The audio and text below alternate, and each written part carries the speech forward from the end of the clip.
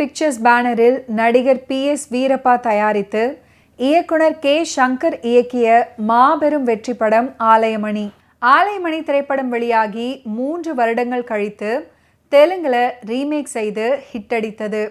அடுத்த சில வருடங்கள்ல ஹிந்தியில் எடுத்து அங்கேயும் வெற்றியை பெற்றது. 1962ஆம் ஆண்டு நவம்பர் 23ஆம் தேதி வெளியானது. PS வீரப்பா தயாரித்த ஆலயமணி திரைப்படம் மிக பெரிய வரவேற்பையும் சரோஜா தேவி அவர்கள் சிவாஜி அவர்கள் கூட்டணி வெற்றியையும் உறுதி செய்தது. 100 நாட்களை கடந்தும் ஓடியது.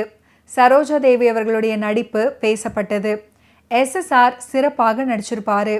MR ராதா வழக்கமான சேட்டைகளையும் லொல்லுகளையும் செய்து வில்லத்தனம் பண்ணியிருப்பாரு. ஆலயமணி திரைப்படம் 100 நாட்கள் கடந்து வசூல்ல சாதனை புரிய போகிறது அப்படின்ற ஆசிர்வாதம் முதலில் பொன்மன செம்மலின் வாயிலிருந்து வந்தது. எம்ஜிஆருடைய வாக்கும் பலித்தது. சென்னையில் பாரகன், ஸ்ரீகிருஷ்ணா, உமா, நூர்ஜஹான் அப்படின்னு 4 தியேட்டர்களில் 100 நாட்களை கண்ட முதல் படம் அப்படின்ற அழியா பெருமையை அடைந்தது ஆலயமணி திரைப்படம். பாரகன் டாக்கீஸில் நிறைவாக 20 வாரங்களை கடந்தது ஆலயமணி.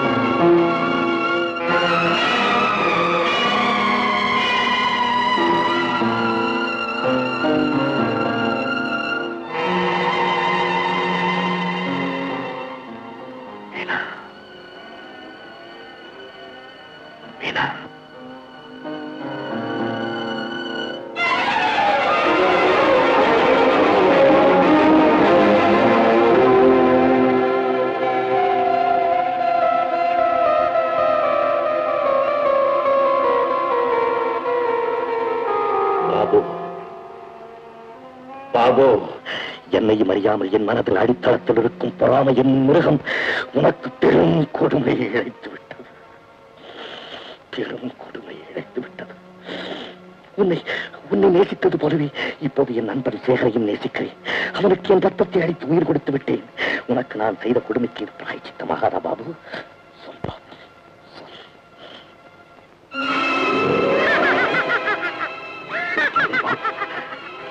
சிரிக்காதே பாபு, சிரிக்காதே பாபு, சிரிக்காதே. உனக்கு நான் கொடுமை இழைத்தது போல் என் நண்பர் சேகருக்கு கொடுமை இழைக்க மாட்டேன். நான் போல் இரட்டை மனிதன் அல்ல. ஒருவன் தான் என் மனதில் இருந்த மிருகத்தை நான் வென்று விட்டேன் பாபு. நான் நல்லவன் பாபு, நான் நல்லவன்.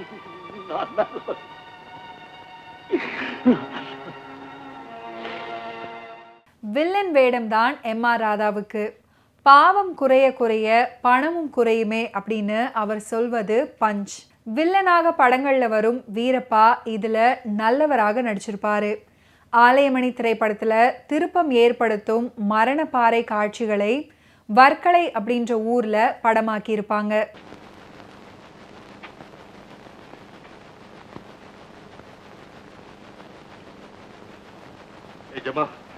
உங்க நிலைமையை பார்க்க என்னால பொறுக்கவே முடியல. நாங்கெல்லாம் கூட நல்லா இருக்கோம். அரண்மனை மாதிரி வீடு இருக்க நீங்க இந்த குடிசையில வாழலாமா? இந்த குடிசைக்கு வந்த பிறகுதான் அமைதி என்றால் என்னவென்று எனக்கு புரிந்தது. என்னை பிடித்தாட்டிய பொறாமை என்னை விட்டு அகன்று விட்டது. பணத்தின் பளபளப்பும் செல்வத்தின் சிறப்பும் அது இல்லாதவனுக்கு தான் கவர்ச்சி, அது உடையவனுக்கு பெரிய வேதனை பெற்றேன். பெரிய வேதனை. தெரியாமலா இயேசுநாதர் சொன்னார், ஊசியின் முனையிலே ஒட்டகத்தை நுழைய வைத்தாலும் வைக்கலாம், ஆனால் பண்பில்லாத பணக்காரனை சொர்க்கத்தில் நுழைய வைக்க முடியாது என்று. நீங்க என்ன சொன்னாலும் சொல்லுங்க, இவ்வளவு தர்மம் செஞ்சா உங்களுக்கு இப்படி வரலாமா? நாம் தர்மம் செய்யும் போது சில தவறுகளும் செய்கிறோம். என் கணக்க பிள்ளையின் குடும்பம் நன்றாக வாழ வேண்டும் என்று நான் ஆசைப்பட்டேன். அதனுடைய முடிவு என்ன? 2 உயர்ந்த ஜீவன்கள் ஒன்று சேர முடியாதபடி நான் பிரித்தேன். நான் இறந்து விட்டதாக இருந்தால்தான் என் மீனாவும் சேகரும் மறுபடியும் ஒன்று சேர்ந்து வாழ முடியும். ஆகையால் நான் இங்கிருப்பதுதான் நல்லது. உனக்கு நான் பாரமாக இருக்க விரும்பவில்லை. பக்கிரி, நீ எனக்கு ஏதாவது வேலை கொடு, நான் செய்கிறேன். உங்ககிட்ட நான் வேலை வாங்குறதா? இருக்கட்டுமே. பரம்பரையாக எங்கள் குடும்பம் உங்கள் குடும்பத்துடன் வேலை வாங்கி சாப்பாடு போட்டது. இப்போது என் தலைமுறையில் நான் வேலை செய்கிறேன், நீ எனக்கு சாப்பாடு போடு. பக்கிரி, ஆண்டவன் எதற்குமே கணக்கு வைத்திருக்கிறான். தூக்கம் உன் கண்களை தழுவட்டுமே அப்படின்ற பாடலை எஸ் ஜானகி விஜயகுமாரிக்காக பாடியிருக்கிறாங்க. SSR தூங்க வேண்டும் அப்படின்றதுக்காக பாடுவாங்க. நம்ம எல்லாம் தூங்க செய்திருப்பார்கள் எல்லாருமே.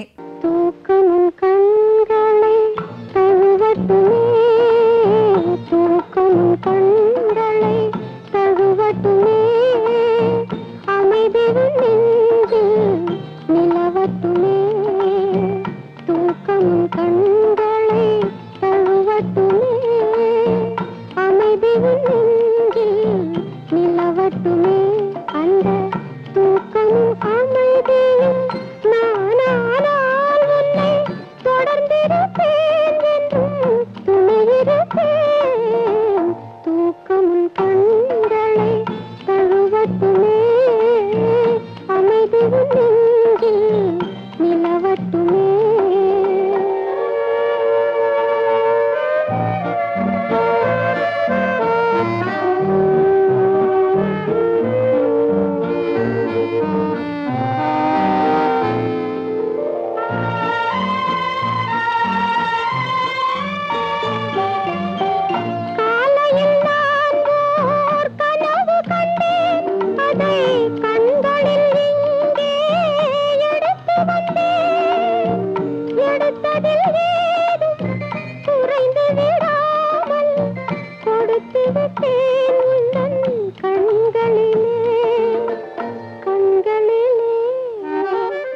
சாதனைகளின் குவியல் கே. சங்கர் அவர்கள் அப்படின்னு சிவாஜி அவர்கள் பாராட்டியிருக்கிறாரு.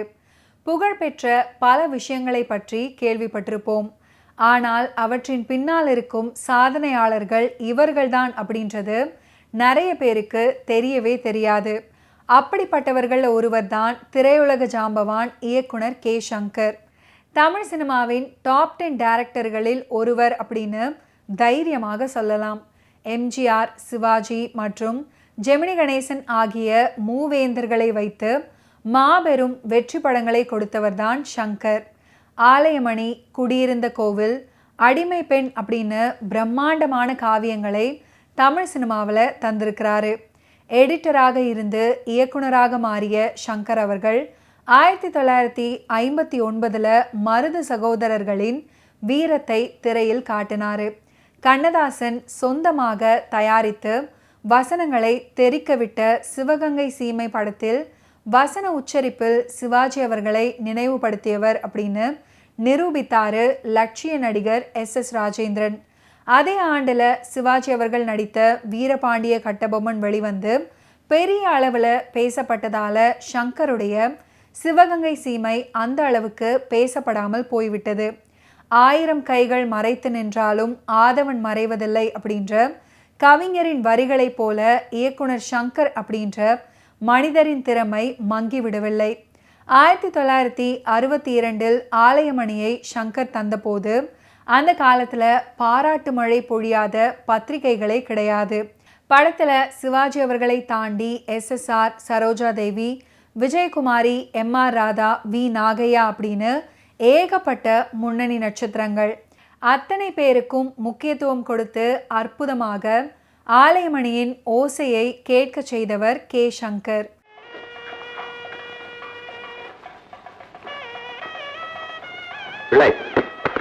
மருமகளை ஆசீர்வாதம் பண்ணுங்க. தீர்க்க சுமங்கலி பவாவே. இது எங்க அப்பாவுக்கு ரொம்ப நாளா ஒரு எண்ணம், தான் கையிலேந்து ஒரு நயா பைசா செலவில்லாம எங்க அண்ணாவுக்கு கல்யாணம் செஞ்சு வச்சோன்னு. அவர் எண்ணப்படியே நம்ம ஜமீன்தார் செலவிலேயே எல்லாமே நடந்து போச்சு. இந்த நல்ல முகூர்த்தத்துல என்னுடைய இரண்டாவது மகள் மீனாவை எஜமான் தியாகராஜ பிள்ளை அவர்களுக்கு திருமணம் செய்து கொடுப்பதாக பெரியவர்களால் நிச்சயதார்த்த ஓலை எழுதப்பட்டிருக்கிறது. அதை நான் சமர்ப்பிக்கிறேன். மேனேஜர், ஜமீன்தார் அவர்கள் சார்பில் அவர்கள் குடும்ப நண்பரும் பெரியவருமான சீமான் ஆட்கொண்டான் பிள்ளை அவர்கள் இந்த நிச்சயதார்த்தத்தை அங்கீகரித்துக் கொள்வார்கள். உள்ளவாள்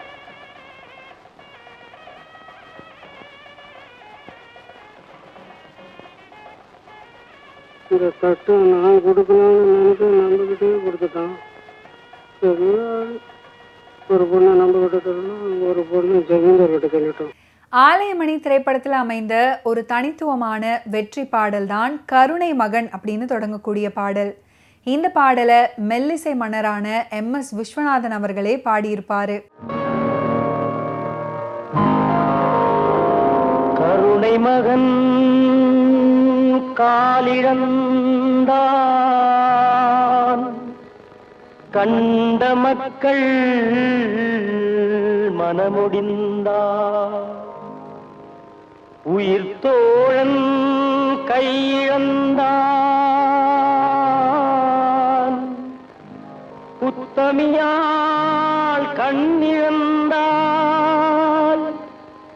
சிரித்தவரை கலங்க வைத்த தெய்வமே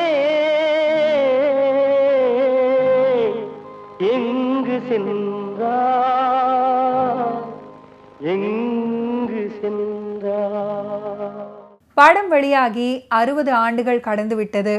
இன்னும் பொன்னை விரும்பும் பூமியிலே அப்படின்னு வீல் சேர்ல செல்லும் சிவாஜி அவர்களுக்கு பின்னே நடந்து கொண்டுதான் இருக்கிறோம். கல்லெல்லாம் மாணிக்க கல்லாகுமா அப்படின்னு பாடிக்கொண்டுதான் இருக்கிறோம். சட்டி சுட்டதடா கை விட்டதடா அப்படின்ற கண்ணதாசனுடைய ஜீவ வரிகளை கேட்டு வாழ்க்கையை புரிந்து கொள்ள முயன்று கொண்டேதான் இருக்கிறோம். தமிழ் திரையுலகில் எம்ஜிஆர் படங்கள்ல வில்லனாக ஜொலித்தவர் PS வீரப்பா. இவருடைய கம்பீரமான குரல், ஆஜானுபாகுவான தோற்றம் நம்மை பயமுறுத்திவிடும். அவர் பேரை சொன்னாலே நமக்கு எம்ஜிஆர் நடித்த மகாதேவி படத்தில் இவர் பேசும் மணந்தால் மகாதேவி இல்லையேல் மரணதேவி அப்படின்ற வசனம்தான் இன்னும் நினைவுக்கு வரும். தமிழ் சினிமாவில் நடிகராகவும் தயாரிப்பாளராகவும் பல படங்களை கொடுத்தவர் PS வீரப்பா. பல முன்னணி நடிகர்களை வைத்து பல படங்களை தயாரித்திருக்கிறாரு. இவர் 1962ஆம் ஆண்டு K. சங்கர் இயக்கத்தில் ஆலயமணி படத்தை ப்ரொடியூஸ் பண்ணியிருந்தாரு. தமிழ் சினிமாவின் நட்சத்திர வில்லனான PS வீரப்பா தன்னுடைய PSV பிக்சர்ஸ் மூலம் தயாரித்த முதல் திரைப்படம் பிள்ளை கனியமுது. இதில் SSR EV சரோஜா அவர்கள் நடிச்சிருப்பாங்க. அடுத்து ஜெமினி அஞ்சலி தேவி நடித்த வீரக்கனல் படத்தை ப்ரொடியூஸ் பண்ணாரு. அவர் தயாரிப்பில் 3ஆவதாக உருவான படம் தான் ஆலயமணி. PS வீரப்பாவுக்கு பணத்தை அள்ளி கொடுத்த திரைப்படம். PS வீரப்பா முதன் முறையாக சிவாஜி அவர்களை ஹீரோவாக வைத்து ஆலயமணி படத்தை ப்ரொடியூஸ் பண்ணாரு. அதே போல சிவாஜி அவர்கள் நடிக்க K. சங்கர் இயக்கிய முதல் படமும் இதுதான்.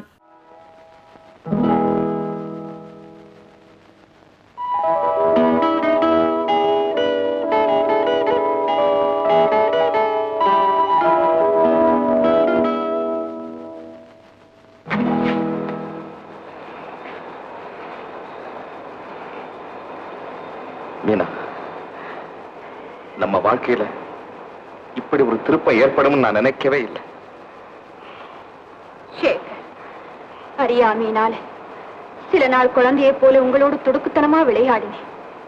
அந்த நிலையில என் கற்புக்கும் தூய்மைக்கும் களங்கம் வராதபடி நடந்துகிட்டீங்க. அந்த பண்பான செயலுக்கு என் நன்றி. மீனா, தியாகு தன் உயிருக்கு மேலா உன்னை நேசிக்கிறான். அந்த அளவுக்கு நீ அவனை விரும்ப முடியுமா மீனா? சேகர், நிச்சயித்த ஒருவரை காதலிக்க முயல்வதுதான் நம் நாட்டு முறை. நான் அவருக்கு ஏற்ற மனைவியா இருப்பேன். ஆனா ஒரே ஒரு விஷயம்தான் என் மனசை உறுத்துது. என்ன மீனா? வெள்ளை உள்ளம் படைச்ச அவரிடம் நான் தான் வானம்பாடி. எனக்கு முன்பே சேகரை தெரியும்னு சொல்லாம மறைக்கிறது துரோகம் இல்லையா? இல்ல மீனா, சொல்லக்கூடாது. இன்று தியாகுவின் வாழ்வு எந்த ஒளி வீசும் அமுத கலசமா திகழுது. அதுல உண்மைங்கிற ஒரு துளி விஷத்தை கலந்துராத மீனா. சேகர், என்ன ரெண்டு பேரும் தனியா நின்னு பேசிட்டு இருக்கீங்க? தூக்க வரல, வீட்டை சுத்தி பார்க்கலான்னு வந்தேன். வீட்டை சுத்தி பார்க்க வந்தியா? கூட என்ன கூப்பிட்டு இருக்க கூடாது? சேகர் எதுக்காக தொந்தரவு செய்யற? நான் அவரை கூப்பிடல. எனக்கு தெரியும், அவனாதான் வந்திருப்பான். இப்பெல்லாம் ராத்திரில அவன் தூங்குறதே இல்ல. சதா அந்த வானம்பாடியினுடைய நினைப்பு தான். பணத்துக்காக காதல துறந்த அந்த பெண்ணை மறந்துடுன்னு நானும் பல தடவை சொல்லிட்டேன், கேட்க மாட்டேங்கிறான். சேகர், போய் தூங்கு போ.